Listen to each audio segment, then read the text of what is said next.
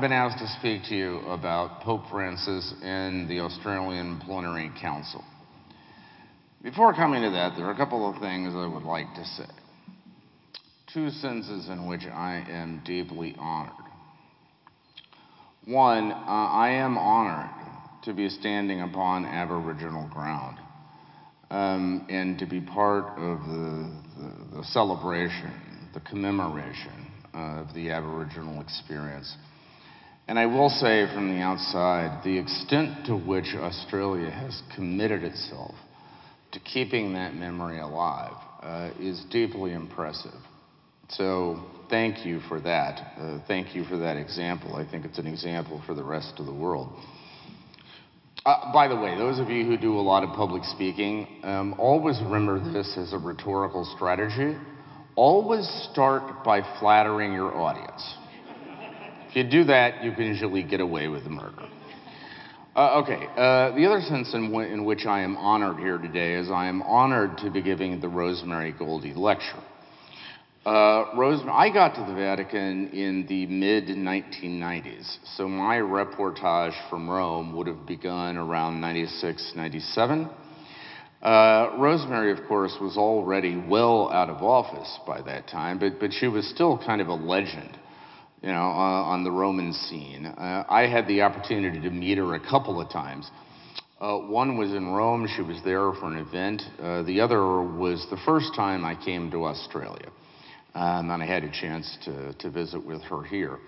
I will say I always found her to have a penetrating mind, a sparkling wit, a remarkably comprehensive understanding of the situation of the church around the world, and a kind of beguiling personal humility. And to me, she was a role model for a certain kind of choice that people who believe the church is in need of reform always have to make. There are those who choose to press for that reform from the outside so they may be free to speak and to write and to agitate in the most positive sense of the word. And there are others who choose to try to press for reform from within, making what I regard as the courageous decision to renounce what is often the celebrity, the acclaim. You didn't see Rosemary Goldie running around the world holding press conferences or staging demonstrations. You saw her patiently, tirelessly trying to move the system from within in the direction of greater lay empowerment and participation.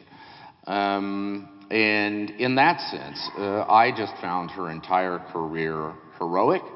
I am gratified that you have chosen this venue to try to keep that memory alive. And in my own small way, I am honored to contribute to it here today.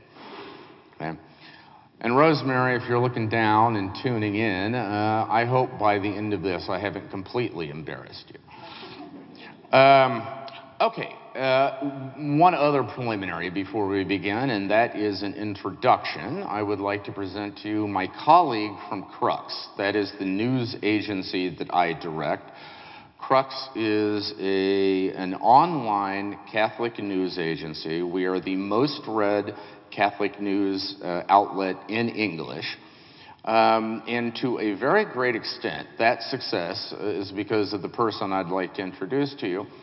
This is Inez San Martin.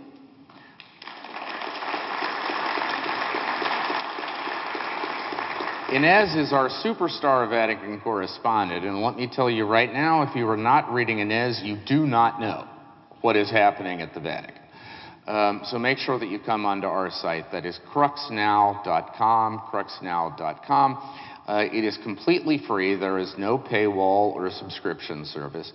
And it is your 24/7 outlet for the best in smart, wired, and independent Catholic journalism. Inez, by the way, is also Argentinian. In my opinion, she is a solid tie for the most important Argentinian in Rome right now. I'll grant you, the guy in white, may have a slight edge, but Inez is a close second. All right. So let us dive into the topic. The topic is Pope Francis and the Australian Plenary Council. Here's what I would like to suggest to you.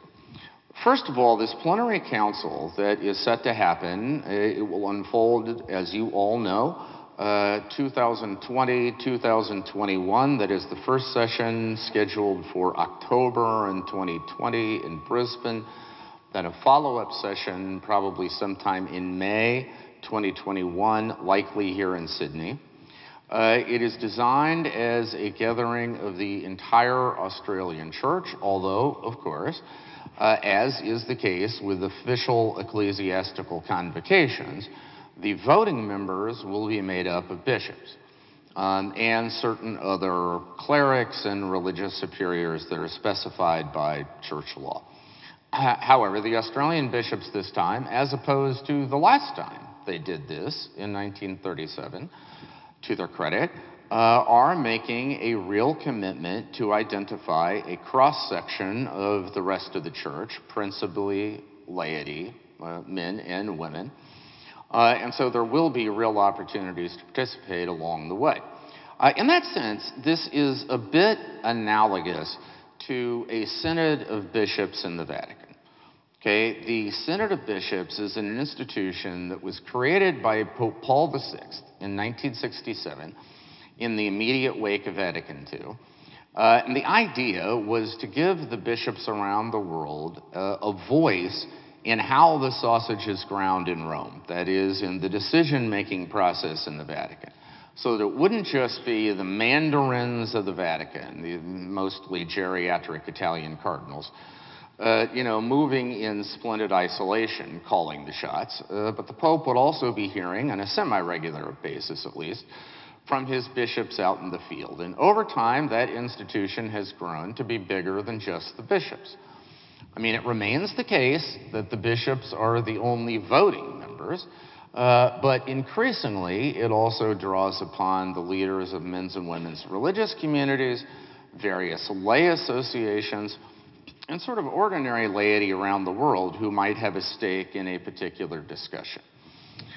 What I want to submit to you is that if you're thinking about what to expect from this plenary council, that is, what you might anticipate, I would say perhaps the best analogy to have in mind are the last two synods of bishops called under Pope Francis. That is, if you want to see the Pope Francis model for synodality or for consultation or for collegiality in action, okay, these probably are the places to go look. Those synods are, of course, the two synods on the family that Pope Francis called, one in October 2014 and another in October 2015. Okay? The end result, or at least one end result of those synods, was a document technically called an apostolic exhortation that Pope Francis brought out in 2016 called Amoris Laetitia, right, the joy of love, which was a kind of 8-chapter hymn of praise to the family in all of its various aspects. Its most controversial element came actually in a footnote. I would submit to you this is the most famous footnote in the history of papal rhetoric. It's footnote 351 to Amoris Laetitia, which opened the door to the idea of divorced and civilly remarried Catholics. That is, Catholics who have gone through a divorce and then remarried outside the church. Of those Catholics being able, after some kind of process of discernment, to receive communion, sacrament of the Eucharist. Okay? Now, that decision set off a firestorm of protest around the world.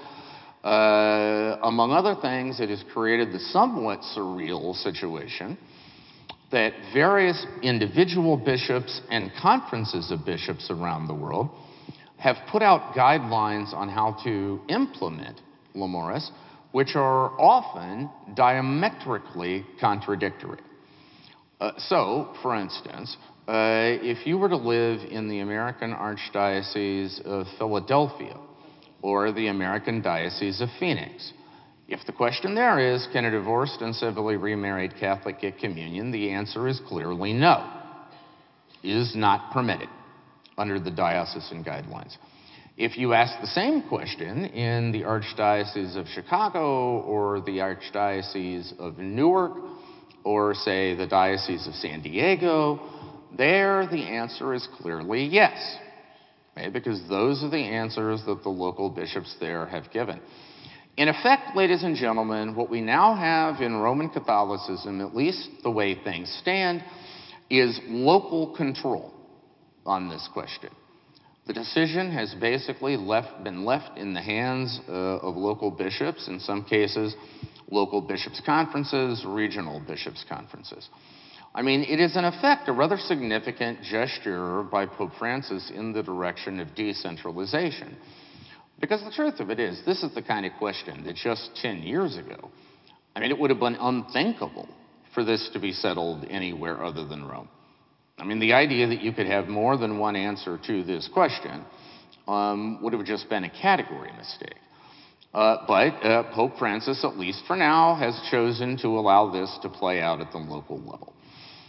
What I want to focus on today isn't so much the end result of those two synods, but rather the process, okay? And try to elicit three basic rules of thumb. Okay, three pieces of advice, if you like, for how to think about this plenary council that you are about to experience. Okay? Okay, let's begin with this. Okay? There is going to be disagreement. I mean, I'm sure this is not a news flash to anyone in this room, right? On all manner of things. You know, perhaps the role of women in the church will emerge as a key touch point in the discussion. There are probably going to be different ideas about how addressing that problem ought to look like. Clearly, the church's response to the clerical sexual abuse scandals, the Royal Commission, the bishop's response to the Royal Commission, you know, it would be stunning if those were not important topics of discussion along the way. There again, I suspect there will be real disagreement. What can we learn from the Pope's two synods? Well, here's a news flash. There was disagreement there too, okay?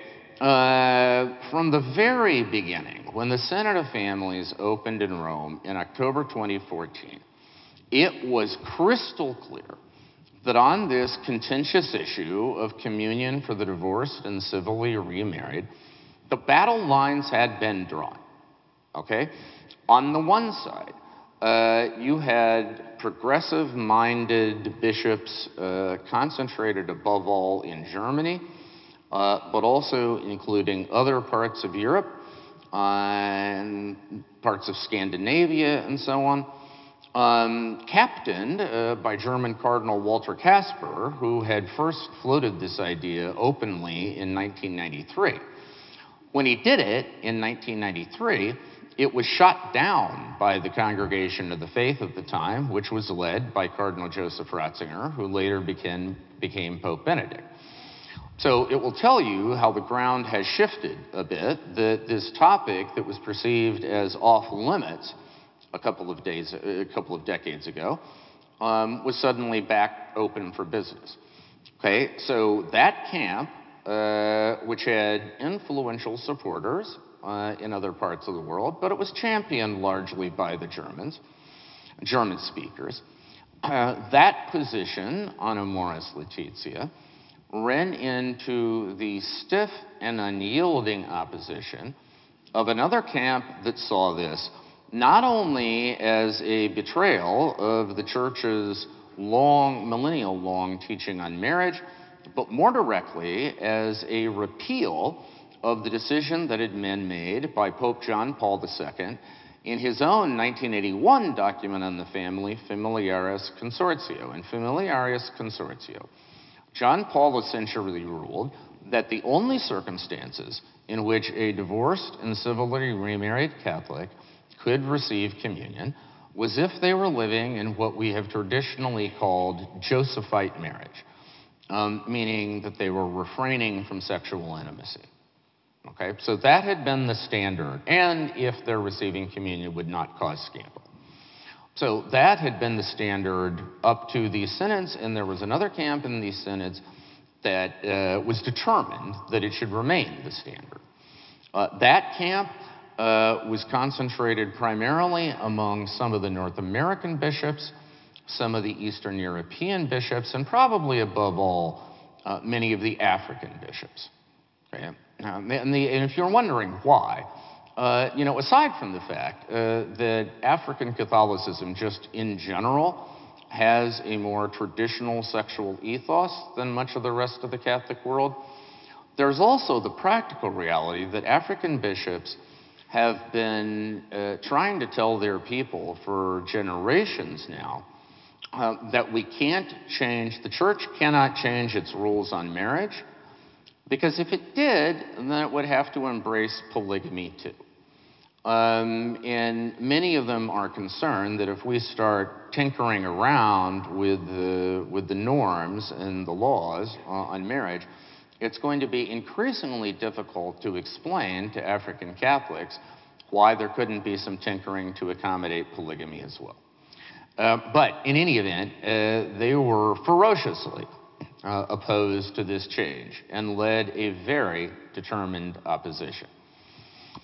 There was also, I would add, as manifestations of that opposition, Inez and I covered these two synods every day. We are intimately familiar with the dynamics. Along the way, some of the conservative opposition bishops complained that the deck inside the synod was being stacked. That is, that the Pope was appointing people to his drafting committee and to run the synod who were all in favor of the Casper line, and that the conservative view was somehow being systematically squelched. Hard to see how that's possible, because these guys were giving interviews every day outside the synod complaining about it, and they were giving speeches on the synod floor inside every day complaining about it. Hard to know how that's squelching anything. But in any event, there was a very, very raucous back and forth. In fact, a book was written at the end of that first synod called The Rigging of a Synod, precisely reflecting this conservative view that Pope Francis had thoroughly stacked the deck and predetermined the outcome. Okay? So we got to the end of the October 2014 synod, and it was abundantly clear, okay, that no consensus had been reached, that the fault lines that existed at the beginning of the process still existed at the end of it. No one fundamentally had changed their minds, and no real compromise solution had been found. So the bishops were then given a year hiatus from October 2014 to October 2015 to go off and think about all this. Okay, and to study it, and to meditate it, and to talk to experts, and collect lay input, and talk to families, and, find out their experiences.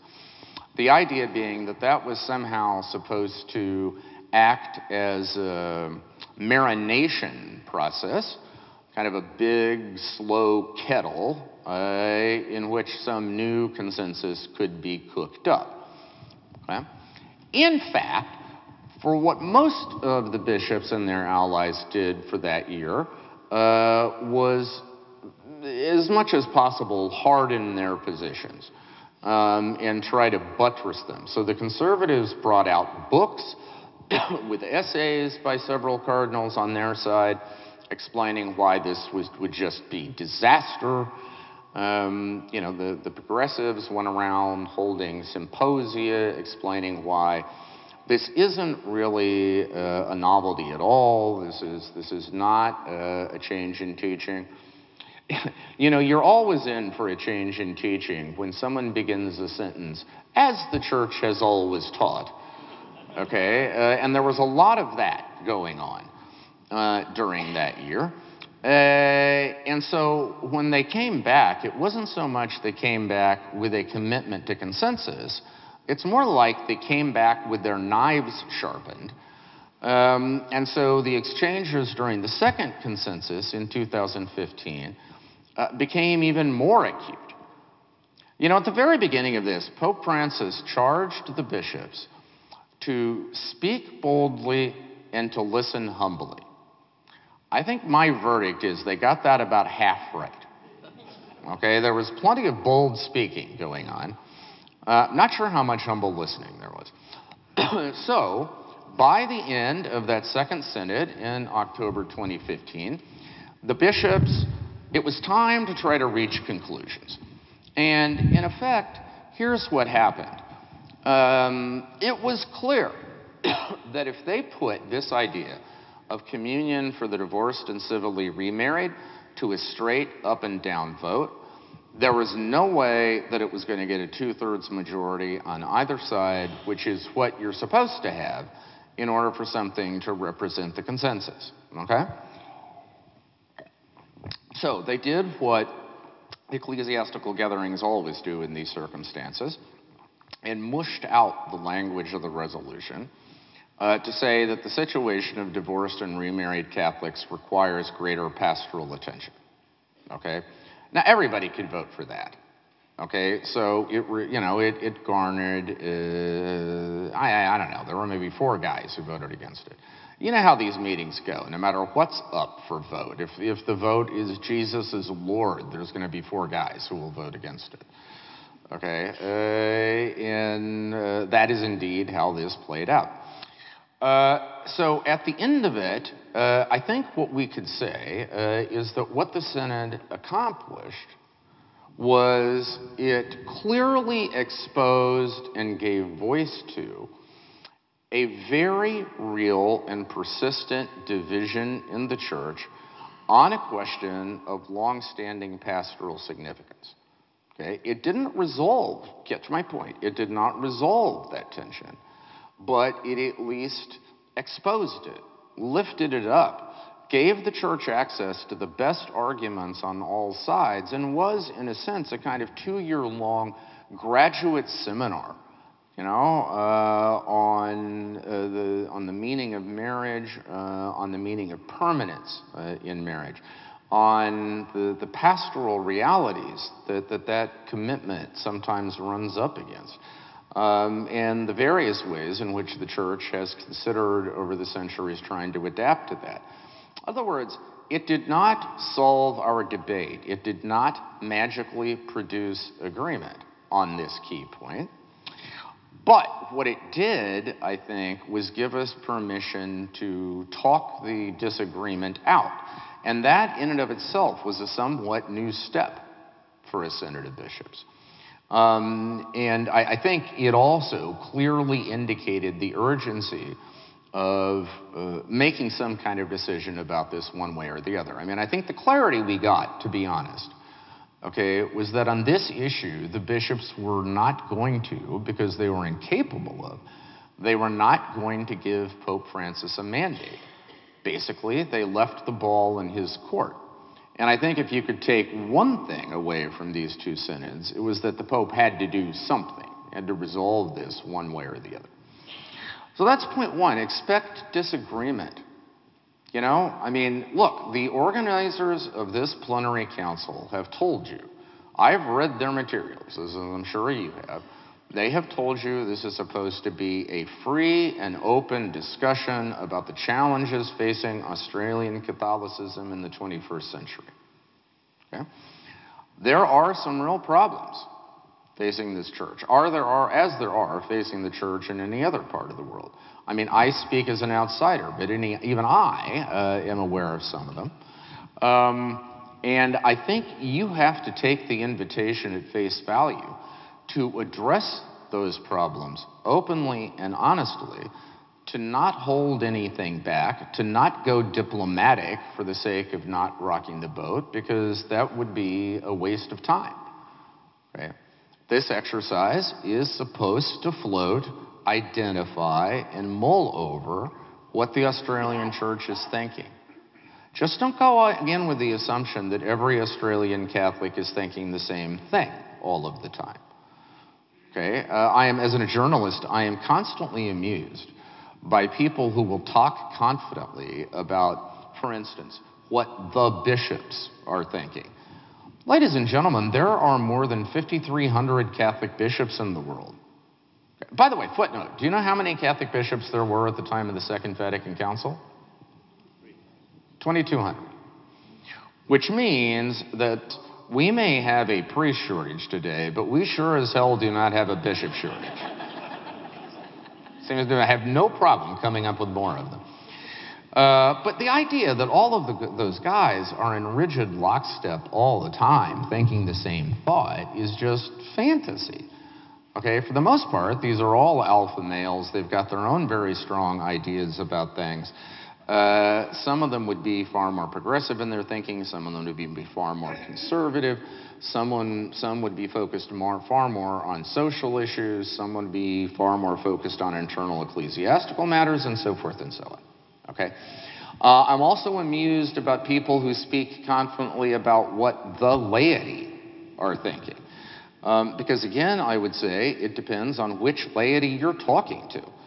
Okay, it's part of the nature of my job to move in and out of a lot of environments in the church. And I will tell you, spending time with Catalyst for Renewal in Australia is a somewhat different experience than spending time with, for instance, the Focus Crusade in the United States, which is a campus ministry directed to young Catholics and has a very, very strongly conservative ethos. Okay, but they are both run by laity. They are both lay activity. Okay, so we cannot be scared by the fact that as a church we contain enormous diversity. I mean, think about it. There are 1.3 billion Catholics in the world today. And by the way, of those 1.3 billion Catholics, 770 million of them live outside the West. Okay, they are not living in Australia, New Zealand, England, Ireland, North America, Canada, Western Europe. Okay, they are living in sub-Saharan Africa. The Catholic population of sub-Saharan Africa in the 20th century, really just the last quarter of the 20th century, went from about 39 million to about 140 million, which is a growth rate of 6,708%. Okay? It's the greatest period of missionary expansion in the history of Roman Catholicism. And if you think about it, most of us in this room lived through it. And it's still growing today, not at quite a rapid clip, but it's very young, very dynamic. Those Catholics live in Latin America, of course, where almost 40% of the Catholics in the world today live. They live in pockets of Asia, a huge, huge Catholic community in the Philippines, for instance, third largest Catholic country in the world after Mexico and Brazil, and just before the United States. One tip is that diversity in Catholicism is inevitable, and not simply because of ideology. This isn't just about left v. right. It's also differing experience. Okay? I mean, if you are a bishop in the Central African Republic today, okay, where a bloody internal conflict, largely along Christian-Muslim lines, has been raging for a decade now, you have a very different sense of what your priorities are than, say, the Archbishop of Sydney or the Archbishop of New York. Yeah? If you are the cardinal of the island nation of Tonga, and believe it or not, Tonga actually does have a cardinal. Pope Francis, as you know, is very passionate about the peripheries, loves to spread out the red hats. I am personally convinced that by the time, if this papacy goes on much longer, there will not be a single Pacific island left without a cardinal. I think they may have to start developing some man-made ones, okay, just to accommodate all the princes of the church. But, obviously, if you're facing the impact of climate change and chronic underdevelopment, widespread illiteracy, substandard health care, your sense of where the church, or what the front lines for the church today are going to be very different. than they are, say, in a major Western diocese. So all of that diversity is built into the Catholic experience, and you should expect it to erupt in full living color in this plenary council. I would submit to you the council will be a disappointment if that does not happen. Okay? But you should not be threatened by it, because it's the reality of the Catholic situation today. Right? And at least you are being given a venue where, if it works the way it has been advertised, some of that diversity can have voice and surface, and you'll see where it leaves you. All right, point 2, okay, is despite that disagreement, that doesn't mean that nothing can come out of the plenary council. Okay? Because going back to my examples of the synods of bishops, okay, the complete lack of consensus. I mean, the comedy of this is, and Ez and I know this, that, you know, whenever Pope Francis talks about Amoris Laetitia, he'll talk, or his guys, his allies talk about it, you know, they'll talk about it as if it was the, you know, the fruit of a 2-year-long synodal process and overwhelming consensus at the end. Well, I mean, I'm sorry. You know, we covered those 2 synods, and there were a lot of things, but there was no overwhelming consensus. Not on this point. There was overwhelming consensus on other stuff, and I'll come to that in a minute. But on this particular issue, there was no consensus at all. However, it didn't stop Pope Francis from leading. Didn't stop Pope Francis from making a decision.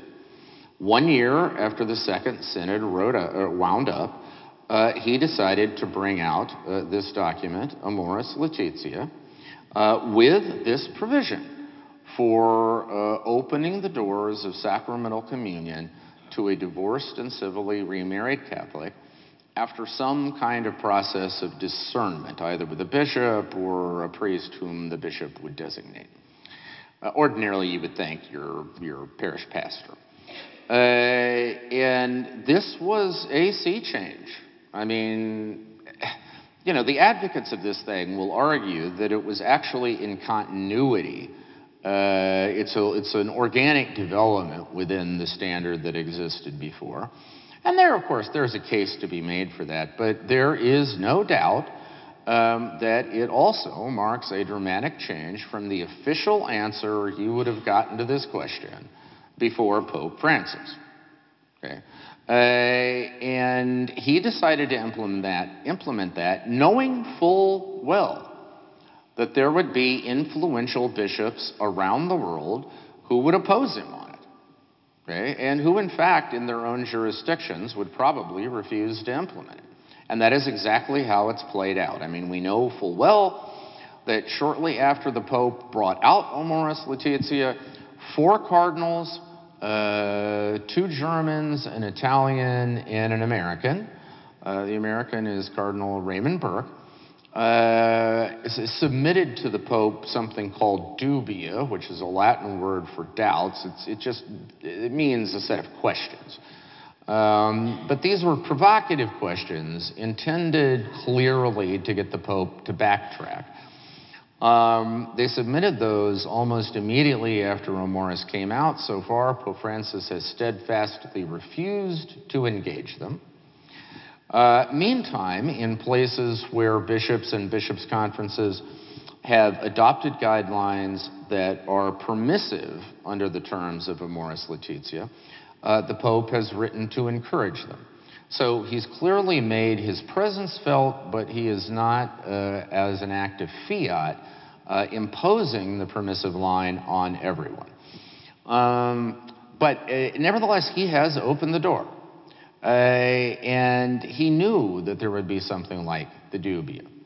He knew things would happen, like an event that I covered recently in Rome, which was a conference drawing about 700 Catholic activists.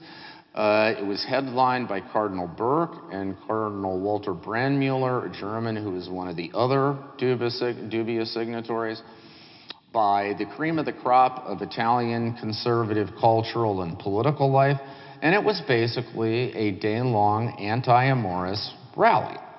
So everybody who was upset with the Amoris Laetitia, or for that matter, other aspects of the Francis papacy, showed up and had their say. The Pope certainly knew full well that that kind of thing was going to happen because he was pulling the trigger on a controverted matter. And whenever a leader of any kind does that, you know there's going to be blowback. Okay? But he did it anyway. So the moral of the story here is, if on certain contested questions during the course of the plenary council, the best this council can do is, as the bishops at the synod did, expose their divisions to the Pope and put it in his hands to decide. I mean, in this case, you'd be exposing your divisions to your bishops and then putting it in their hands to decide. That is no guarantee that they're not going to act. And if it seems to you they're being a little recalcitrant about acting, you might remind them of the example of Pope Francis after these two synods on the family. Because clearly the fact that there were two sides to this argument did not stop Francis from having an opinion about which one was correct in acting on it. Okay? So that's lesson number 2. Division does not have to mean paralysis. Okay? It can instead set the table for a decision that the church is going to have to live with for a while and let the dust settle a little bit, but at the end, you're in a different place. Okay? So in other words, if you find division at the beginning, don't despair, don't draw the conclusion this is all pointless. Not necessarily. Okay? And again, the example of the synod would be a sort of counter model. Finally, third, be open to consensus despite the disagreement. Because that was another great lesson of these two synods. Okay? You know, those of us who covered them, we wrote about this like it was, the Ollie Frazier, thriller in Manila, right? Or The Rumble in the Jungle. Right? It was a nonstop fight of heavyweights who were slugging it out and sometimes taking low blows. And believe me, there were real elements of that. We were not making this up. Okay? But that's not to say the bishops and other participants in these synods were completely incapable of finding consensus on other matters. Actually, on a surprising range of matters, I would say there was overwhelming, like 80, 85, 90% agreement. Okay? One such area of agreement was the need to do a better job of supporting married couples, particularly young married couples. There was a widespread perception at this synod that the church right now does a relatively decent job of marriage preparation.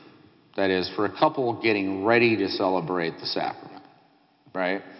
There's at least some kind of support, some kind of program, generally speaking, that we offer them. And there is a perception that we do a relatively decent job assisting couples when they start having kids. There are all kinds of programs, youth programs for kids in the Catholic Church. Now the question is, what do we do for young married couples in that period after the sacrament and before they start having kids? What's there for them? And those, of course, are the crucial formative years of a marriage when the real issues and tensions and so forth are being confronted. I think the pastors at the synod came to a fairly solid agreement that we simply don't do very much. That is a lacuna, if you like, a black hole in our pastoral care of families and marriage, and something that needs to be filled. So that was one. Number 2, I think there was overwhelming agreement at this synod that the language the Catholic Church has been using to communicate its teaching on sexual morality in postmodern secular culture simply is not working anymore. There was a strong consensus that the world is much more clear about what the Catholic Church says no to than what it says yes to when it comes to human happiness and flourishing. That is, they know our rules very well, right? They know we are against contraception. They know we are against abortion. They know we are against sex outside of marriage. But what's less clear is what we're actually for. That is this vision of the flourishing, this sort of, integral family and the reciprocity that happens within the family, the formation that goes on within the family, the joy that goes on within the family, the solidarity. We are just, for whatever reason, not very good at talking about that. So there was a sense that we need a new pastoral language, one that is less condemnatory, less judgmental, and more, if you like, sort of propositional. Trying to explain to the world, what we're trying to offer. Now, what that looks like and how adept any particular church leader is at it is another question, right? You will find some bishops, for instance, around the world who are extraordinarily good at outreach and, kind of all are welcome ethos, in a spirit of inclusion. And you can find other guys who are just dreadful at projecting that. They're both saying the same things, ultimately, in terms of what the teaching is, but, the tone and the approach and even the body language and so on can be tremendously different. But there was agreement that that's important, okay? That pastors of the church need to do a better job of developing that capacity. And then finally, third, I think there was a real agreement, real substantive agreement at this synod, that there is a need for thinking anew about the church's approach to the LGBTQ community. Now, what that means, I'm not talking about, and I don't mean to suggest there was some kind of debate over gay marriage at this synod. There was not. It was taken for granted from the get-go that marriage remains the traditional Catholic model of one man, one woman, for life and open to life. However, there was a deep awareness expressed by many pastors from different parts of the world that teaching has often been heard by LGBT people as a message of exclusion, of judgment, of disapproval, and there is a need for a way to reconfigure that. I remember one of the more plaintive speeches at this synod, actually, was given by Cardinal Christoph Schönborn of Vienna, Austria. Cardinal Schönborn is a Dominican. He would be widely seen as one of the leading intellectualites in the College of Cardinals, speaks 7 languages fluently, deeply cosmopolitan, extraordinarily bright guy and thoughtful guy. Schönborn described how he had a gay member of his own family, okay, brother, and he talked about when his brother got sick, watching the way that his gay partner was with him every step of the way, just the absolute love and devotion that person poured out. And Schönborn's conclusion was, we cannot say that relationship had no moral value. We cannot say that relationship was not precious in the eyes of God. We can't call it a marriage, but we need some vocabulary that is more respectful, that does greater justice to the integrity and the love and the passion and the sincere solidarity and, again, just the moral integrity that was on display in what he saw play out in his brother's life. And I think that resonated fairly deeply with a number of bishops. I think Pope Francis has been groping towards that kind of pastoral vocabulary for the LGBT community. May not be quite all the way there yet, but certainly I think is working on it.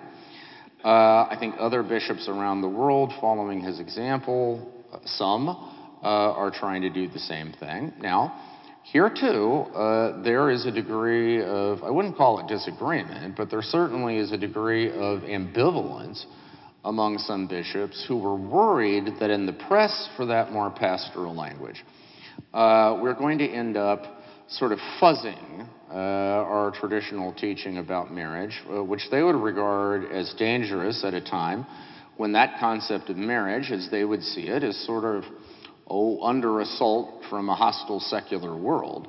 So I'm not saying that the enthusiasm for this is universal. There certainly is another side of the conversation. But I was struck by how strong the consensus around this idea was. And I think in that regard, what you have heard and seen from Pope Francis on this front is, in a sense, a logical extension of the kind of things that were said at the Synod. Now, 4 bonus points, okay? Let me give you one last tip about the Synod and your plenary council, and then I'll bring this plane in for a landing and see what you want to talk about. One last tip is this, okay? Here's a question that I have gotten from many Aussies since I landed, and I'm sure I will get it with increasing frequency as October 2020 draws closer. Question is, what should we expect out of the plenary council? Okay? What's realistic to expect of it? Well, let me give you my general observation. I have covered plenary councils of national churches. I have covered major synods of archdioceses. I have covered synods of Eastern churches. I have covered synods of bishops in the Vatican, obviously. Basically, any kind of church meeting you can imagine, I've been there. Okay? And I will tell you the God's honest truth. Looking back, a few of them stand out to me as especially dramatic or meaningful, as having had a real impact for the place in which they happened or for the global church. The vast majority, however, pretty much you forget about 5 minutes after they're over. Okay? That is, it strikes most people as kind of a lot of sound and fury signifying nothing. Is that a possibility for your plenary council? Sure. Okay, actually, if you were going to run over to, I don't know what the big betting firm here is. I mean, if this were Ireland, it would be Paddy Powers. But if you were going to run out and place a bet on this, you would probably want to bet on this thing being sound and fury signifying nothing, because odds are most of these big ecclesiastical events are. Right? Now, what makes the difference? Right? And here is sort of the wake-up call. I know most of you would probably be strongly tempted in the first place to say the bishops, because the bishops are the only voting members. They're the ones setting the rules of the event. They're the ones appointing the participants, and, they hold all their cards. And that's true as far as it goes. Right? However, that does not mean that they are the only factors in the outcome here. Okay?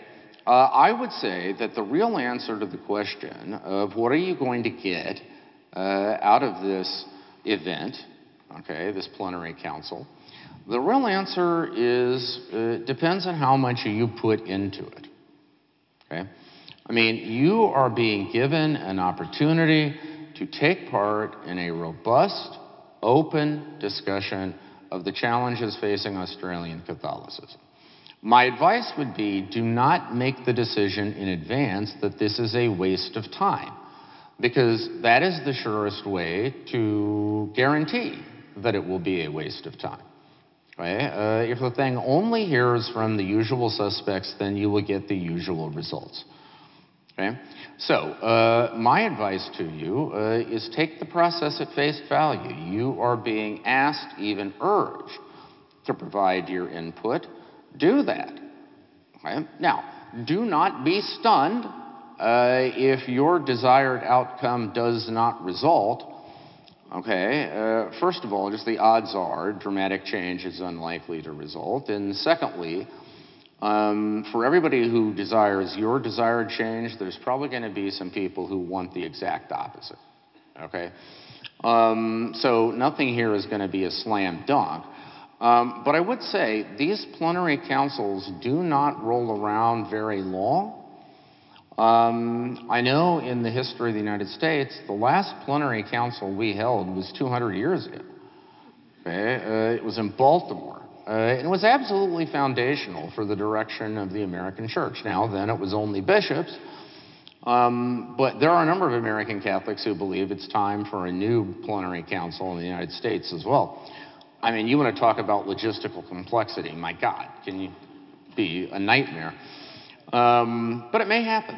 But in any event, these can be groundbreaking, foundational points of reference for the church for generations to come. I can't guarantee you that's going to happen here, but what I can say is that the odds of that happening go up the more smart, caring, and passionate people such as yourselves are involved. So when October 2020 rolls around, God willing, okay, Deo Volente, I will be back here in Australia to cover the opening of your plenary council, and I'm counting on you to put on one hell of a show. Thank you, God bless you, and God bless Catalyst for Renewal.